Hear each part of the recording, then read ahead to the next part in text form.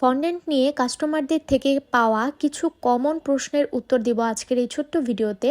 আপনারা অনেকেই আমাদেরকে জিজ্ঞেস করেন, আপু ফন্ডেন্টগুলো কি খাওয়া যাবে কিনা? তো সেই উদ্দেশ্যে বলি যে হ্যাঁ, অবশ্যই এটা এডিবল, এটা আপনারা খেতে পারবেন। আর দ্বিতীয় যে প্রশ্নটা বেশি পাই যে এটার টেস্টটা কেমন, এটা কি খেতে চকলেটের মতো লাগে, বা এটার টেস্টটা একটু যদি বলতেন আপু। তো তাদের উদ্দেশ্যে আমি পার্সোনাল আমার মতামতটা জানাই যে ফন্ডেন্টের টেস্ট আমার কাছে একদমই ভালো লাগে না, এমনকি এটার গন্ধটাও আমার কাছে তেমন একটা ভালো লাগে না। যদিও এখন আমি মাই আইস এবং স্নো আইস এই দুইটা ফন্ডেন্ট দিয়ে কাজ করি, তো এই দুইটার গন্ধ আমি বলবো মোটামুটি ঠিকই আছে, মানে এত একটা ব্যাড স্মেল না, ঠিক আছে, কেকের মধ্যে দিলেও কোনো সমস্যা হয় না। কিন্তু এর বাইরে আমি একবার কোয়ালিটি আরও ভালো রাখার জন্য একটা দামি ফন্ডেন্ট নিয়েছিলাম, কিন্তু দুর্ভাগ্যবশত সেটার থেকে আমার একদম নাপা সিরাপের যে গন্ধটা, সেরকম একটা গন্ধ লাগছিল নাকের মধ্যে।